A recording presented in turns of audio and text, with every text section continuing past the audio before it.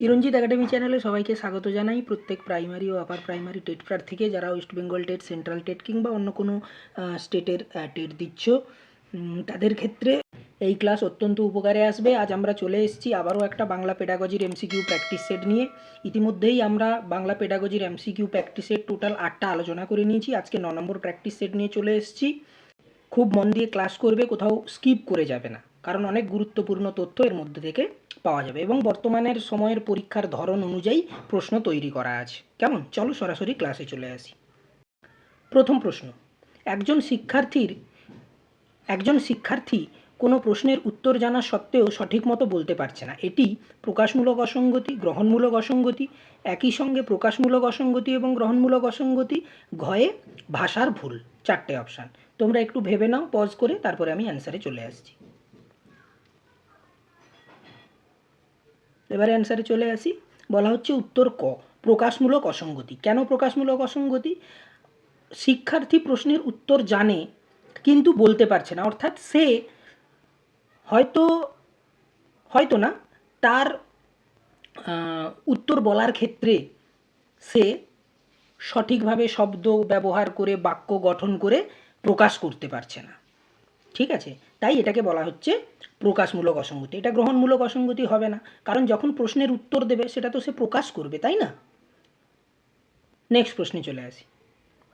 শ্রবণ প্রক্রিয়ায় প্রথমে ধ্বনিসমূহকে শব্দে পরিণত করা হয়, ধ্বনিসমূহকে বাক্যে পরিণত করা হয়, ধ্বনিসমূহকে চিহ্নিত করা হয় এবং অপশান ঘতে বলা হচ্ছে খ এবং ঘ উভয়ই। ভেবে নাও, তারপরে আমি অ্যান্সারে বলে দিচ্ছি। এবারে চলে আসি অ্যান্সারে। বলা হচ্ছে উত্তর গ, ধ্বনিসমূহকে চিহ্নিত করা হয়। অর্থাৎ যখন কোনো শিক্ষার্থী শ্রবণ করছে, কোনো কিছু শুনছে, শ্রবণ প্রক্রিয়া তখনই সার্থক হয় কখন না, সে শুনছে এবং শুনে যেটা শুনছে সেটার সঠিক অর্থ অনুধাবন করে সেটা সঠিকভাবে বুঝতে পারছে, অর্থাৎ তার বোধগম্য হচ্ছে এবং সেই বোধগম্যতার সঙ্গে সঙ্গে তার শিখন সার্থক হচ্ছে, তখনই কিন্তু শ্রবণও সার্থক হবে।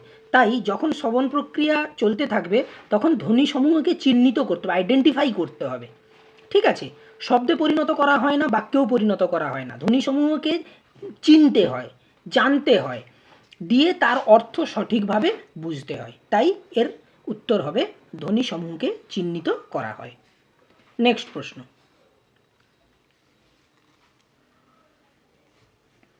ভাষা শিক্ষণের অন্যতম রীতি হলো অজানা থেকে অন্য একটি অজানা বিষয়ে যাওয়া, জানা বিষয় থেকে অজানা বিষয়ে যাওয়া, দুটি জানা বিষয়ের মধ্যে সম্পর্ক খুঁজে নেওয়া, দুটি অজানা বিষয়ের মধ্যে সম্পর্ক খুঁজে নেওয়া।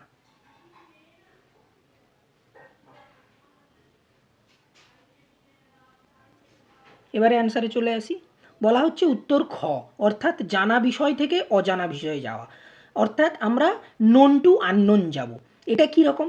দেখো, বিষয়টা হচ্ছে আমরা যখন শিক্ষার্থীর শিখন নিয়ে আলোচনা করি তখন আমরা সবসময় বলে থাকি কি না, শিক্ষার্থীর পূর্বার্জিত অভিজ্ঞতা বা পূর্বের যে অভিজ্ঞতা আছে সেই অভিজ্ঞতার উপর ভিত্তি করে পরবর্তী সময়ে কি পাঠদান করা হবে তার উপর বেশ করে সেটা স্থির করা হয় বা নির্ণয় করা হয় না, বলাটা ভুল হচ্ছে, স্থির করা হয়।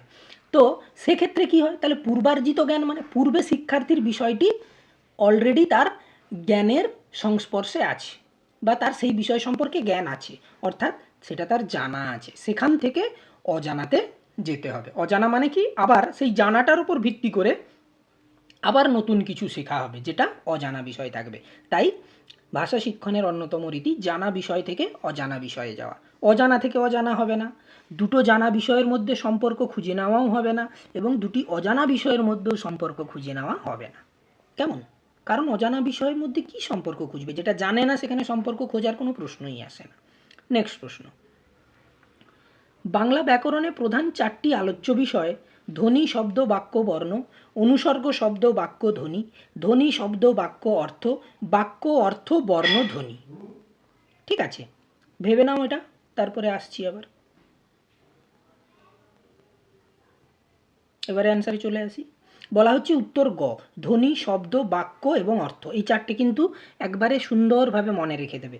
প্রথমে ধ্বনি আসবে, তারপরে শব্দ আসবে, তারপরে বাক্য আসবে, তারপরে অর্থ আসবে। অর্থাৎ যখন শিশু যখন ধীরে ধীরে বড় হচ্ছে, এবারে ব্যাকরণ শেখার ক্ষেত্রে সে যখন নতুন ব্যাকরণটাকে প্রথাগতভাবে শিখনের জন্য ওই স্তরে পদার্পণ করছে, তখন ধ্বনি চিনতে হয় তাকে, এবং ধ্বনি সম্পর্কে জ্ঞান অর্জন করতে হয়, এবং সেই একাধিক ধ্বনি একত্রিত করে একটা অর্থপূর্ণ শব্দ গঠন করতে হয়। সেই শব্দগুলো পদে পরিণত করার পর একাধিক পদ মিলিত হয়ে বাক্যে পরিণত হয়, এবং বাক্যের মাধ্যমে কি করা হয়, মনের ভাব প্রকাশ করা হয়। অর্থাৎ কেউ যদি কিছু বলে থাকে তার অর্থ বোঝা যায়, মনের ভাব কি প্রকাশ করতে চাইছে। তাই প্রথমে আসবে ধ্বনি, তারপরে আসবে শব্দ, তারপরে আসবে বাক্য, তারপরে আসবে অর্থ। কেমন? এই চারটে প্রধান আলোচ্য বিষয় হচ্ছে বাংলা ব্যাকরণের ক্ষেত্রে। এটা কিন্তু একেবারে সুন্দরভাবে মাথায় রেখে দিতে হবে। নেক্সট প্রশ্নে চলে আসি। বলা হচ্ছে পাঠ্যপুস্তক রচিত হয় নির্দিষ্ট পাঠ্যক্রম অনুযায়ী, পর্ষদ বা বিদ্যালয়ের নির্দেশ অনুযায়ী, শিক্ষার্থীর বয়স অনুযায়ী, শিক্ষা বিশেষজ্ঞদের প্রস্তাব অনুযায়ী। আবারও ভেবে নাও, আমি অ্যান্সারে আসছি। তারপর এবারে অ্যান্সারে চলে আসি। বলা হচ্ছে উত্তর ক, নির্দিষ্ট পাঠ্যক্রম অনুযায়ী। এখানে হয়তো তোমাদের মধ্যে একটু কনফিউশন তৈরি হতে পারে যে শিক্ষার্থীর বয়স অনুযায়ী হতে পারে। শিক্ষার্থীর বয়স অনুযায়ী এই কারণে হবে না, শিক্ষার্থীর বয়স অনুযায়ী তোমরা হয়তো ভাবতে পারো যে আগ্রহ, মনোযোগ, তার সক্ষমতা কতটা আছে তার উপর ভিত্তি করে রচিত হতে পারে, কিন্তু না, প্রশ্নটা দেখো, পাঠ্যপুস্তক রচিত হয়, পাঠ্যক্রম না কিন্তু। পাঠ্যপুস্তক, তাহলে পাঠ্যপুস্তক তখনই রচিত হয় যখন একটা কারিকুলাম আগে থেকে ফিক্সড করা হয়, অর্থাৎ শিক্ষার্থীর আগ্রহ, চাহিদা, সক্ষমতা সব কিছুর উপর ভিত্তি করে একটা পাঠ্যক্রম নির্দিষ্ট করা হয়, এবং সেই পাঠ্যক্রমের উপর ভিত্তি করে কিন্তু পাঠ্যপুস্তক রচিত হয়, অর্থাৎ টেক্সট বইয়ের কথা এখানে বলা হচ্ছে। এখানে কিন্তু কারিকুলাম কনস্ট্রাকশানের কথা বলা হচ্ছে না। যদি কারিকুলাম কনস্ট্রাকশানের কথা বলা হতো তখন আসতো শিক্ষার্থীর আগ্রহ, চাহিদা, মনোযোগ, হ্যাঁ, এই সব বিষয়ের উপর ভিত্তি করে রচনা করা হবে। কিন্তু যেহেতু এটা পাঠ্যপুস্তক, প্রথমে পাঠ্যক্রম স্থির করা হয়, তার উপর টেক্সট বই রচনা করা হয়। বিভিন্ন আমাদের বোর্ডের বলো কিংবা কলেজ, বিশ্ববিদ্যালয় যাই বলো না কেন, একটা কারিকুলাম দিয়ে দেওয়া হয়, তার উপর ভিত্তি করে বিভিন্ন লেখক টেক্সট বই লিখে থাকেন। এটা মাথায় রেখে দেবে, দিলে মনে থাকবে, পাঠ্যপুস্তক। ঠিক। নেক্সট প্রশ্ন, কথন এবং শিখনের সময় স্মৃতি থেকে শব্দ খুঁজে নেওয়াকে কি বলে? Auditory skill, word retrieval, articulation, word understanding. এগুলো আমি ইংলিশে অপশানটা দিয়েছি এই কারণে, এটা বুঝতে সুবিধা হবে। তো একটু ভেবে নাও কী হতে পারে, তারপর বলছি। এবারে অ্যান্সারে চলে আসি। বলা হচ্ছে উত্তর খ, ওয়ার্ড রিট্রাইভাল। দেখো, আমরা এখানে একটা জিনিস এর সঙ্গে সম্পর্কযুক্ত করতে পারি। দেখো, বিভিন্ন ফোন কিংবা কম্পিউটার কিংবা ডিজিটাল ডিভাইসে যখন কোনো কিছু যখন খুঁজি তখন আমরা একটা টার্ম ইউজ করি, রিট্রিভ করা। ঠিক আছে? তো সেক্ষেত্রেও এবং কথন এবং শিখনের সময় আমাদের স্মৃতিতে যে সকল বিষয়গুলো আগে থেকে স্টোর হয়ে আছে, ঠিক আছে, যে সকল বিষয়গুলো আগে থেকে স্টোর হয়ে আছে সেগুলোকে খুঁজে বের করে নেওয়া, মানে সেটাকেও আমরা রিট্রাইভ করে নিচ্ছি, কারণ কি পরবর্তী শিখনের ক্ষেত্রে সেটা সুবিধা হবে। তাই এই পদ্ধতিটিকে বলা হয় ওয়ার্ড রিট্রাইভাল। অডিটরি স্কিলও হবে না, আর্টিকুলেশনও হবে না, ওয়ার্ড আন্ডারস্ট্যান্ডিংও হবে না, খুঁজে বের করে নিচ্ছে, রিট্রিভ করে নেওয়া। ঠিক আছে, এইটা মাথায় রেখে দিতে হবে। নেক্সট প্রশ্নে চলে আসি। কোনো পাঠ্যপুস্তকই স্বয়ংসম্পূর্ণ নয়, এটা একটা স্টেটমেন্ট দেওয়া আছে। এই তথ্যটি একটি ভুল তথ্য, এটি একটি সঠিক তথ্য, এটি একটি আংশিক সত্য তথ্য, এটি একটি আংশিক মিথ্যা তথ্য। একটু ভেবে নাও, ভালো করে ভাববে, তারপরে আমি অ্যান্সারে আসছি।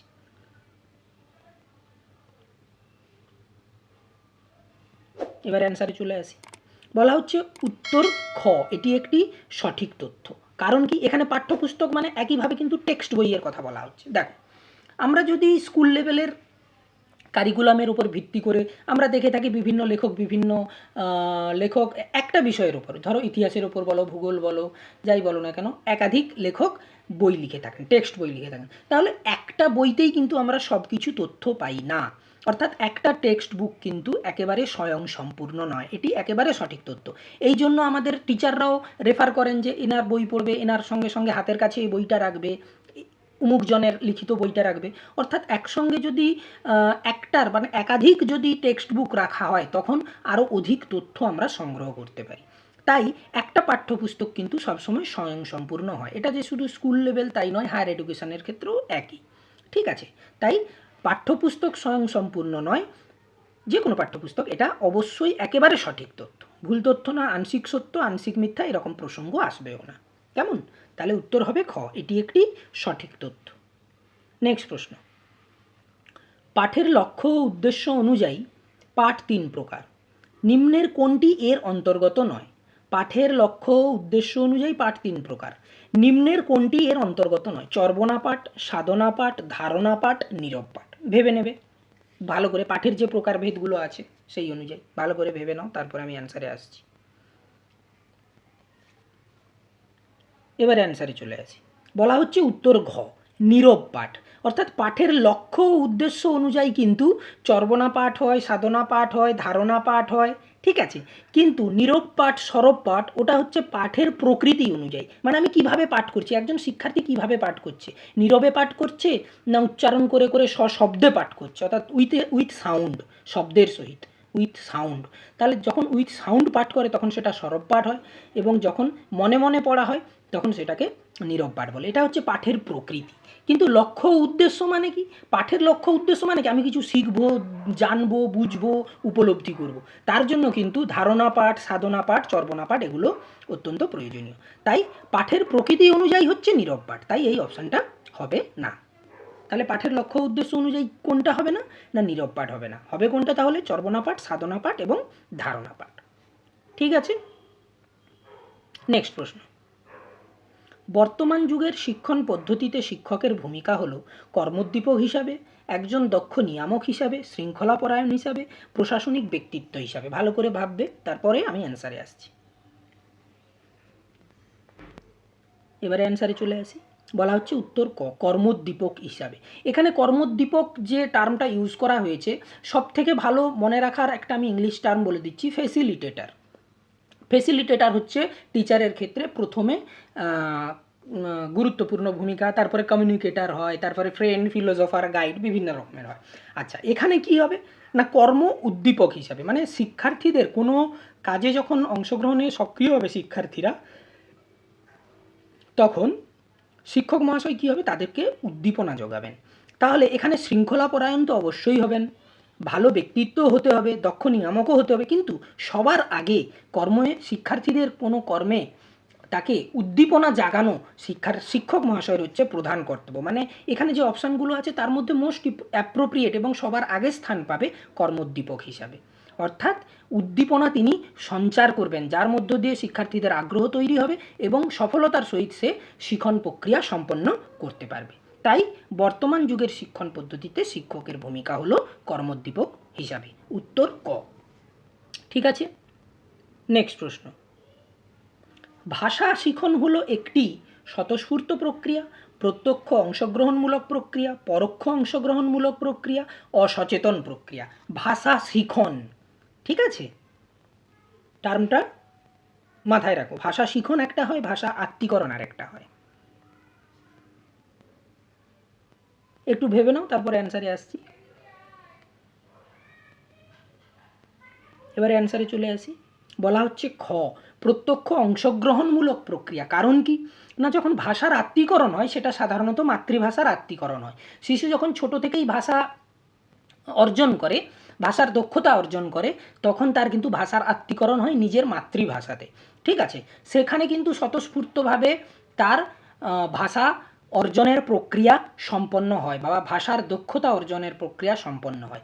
কিন্তু ল্যাঙ্গুয়েজ লার্নিং, প্রথমে ভাষা আত্মীকরণ মানে ল্যাঙ্গুয়েজ অ্যাকুইজিশন, যেখানে অসচেতনভাবে হয়, স্বতঃস্ফূর্তভাবে হয় এবং কোনোরকমভাবে অংশগ্রহণ করতে হয় না সচেতনভাবে। কিন্তু ভাষা শিখন, ল্যাঙ্গুয়েজ লার্নিং যখনই বলা হচ্ছে, তখনই কিন্তু সচেতনভাবে অংশগ্রহণ করে ভাষা শিখতে হয় শিক্ষার্থীদের। সচেতনমূলক প্রক্রিয়া, স্বতঃস্ফূর্তভাবে অংশগ্রহণ করবে, প্রত্যক্ষ অংশগ্রহণ করবে, তবে গিয়ে ভাষা শিখতে পারবে এবং প্রথাগতভাবে শিখতে হয়। তাই ভাষা শিখন, ল্যাঙ্গুয়েজ লার্নিং একটা প্রত্যক্ষ অংশগ্রহণমূলক প্রক্রিয়া। উত্তর খ। কেমন?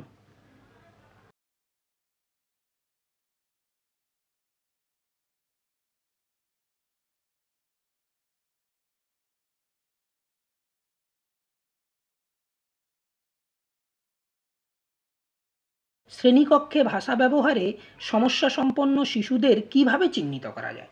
শিশুর মুখমণ্ডলের গঠনের অস্বাভাবিকতা দেখে, শিশুরা মাঝে মাঝে শব্দ ছেড়ে যায়, শিশুর বক্তব্য বুঝতে অসুবিধা হয়, উপরের সবকটি। একটু ভালো করে ভেবে নাও, তারপরে আমি অ্যান্সারে আসছি। এবারে অ্যান্সারে চলে আসি। উত্তর ডি, অর্থাৎ যখন ভাষা ব্যবহার করছে শিক্ষার্থী তার ক্লাসরুমে, তখন তার যে সমস্যা হচ্ছে সেই সমস্যাটা হচ্ছে কিভাবে বুঝবেন শিক্ষক মহাশয়? না, তার মুখে একটা কেমন যেন উদ্বেগ উদ্বেগ কিংবা একটা সংকোচ বা দ্বিধা জাতীয় ভাব দেখা যায়। আবার মাঝে মাঝে বলতে কোনো কিছু একটা বলছে, মাঝে মাঝে শব্দ ছেড়ে যাচ্ছে, সঠিকভাবে বাক্য গঠন করতে পারছে না, কিংবা শিশুর বক্তব্য বা শিশু যেটা বলছে সেটা হয়তো অন্যান্যদের বুঝতে অসুবিধে হচ্ছে। তিনটেই কিন্তু চিহ্নিতকরণের বিশেষ বিশেষ বৈশিষ্ট্য, শনাক্তকরণ বৈশিষ্ট্য আমরা বলতে পারি। তাই শ্রেণীকক্ষে ভাষা ব্যবহারে সমস্যা সম্পন্ন শিশুদের কিভাবে চিহ্নিত করা যাবে? না, মুখমণ্ডল গঠনের অস্বাভাবিকতা দেখে, শিশুরা মাঝে মাঝে শব্দ ছেড়ে যায় সেটা দেখেও, এবং শিশুর বক্তব্য বুঝতে অসুবিধা হয় সেটা দেখেও। তাই উত্তর হবে উপরের সবকটি, অর্থাৎ উত্তর ডি। কেমন? তাহলে আজকের এই ক্লাসে বাংলা পেডাগজি প্র্যাকটিস সেট 9 অর্থাৎ 9th প্র্যাকটিস সেট আমরা বেশ কিছু গুরুত্বপূর্ণ প্রশ্ন আলোচনা করলাম, তার সঙ্গে সঙ্গে উত্তরও আলোচনা করলাম।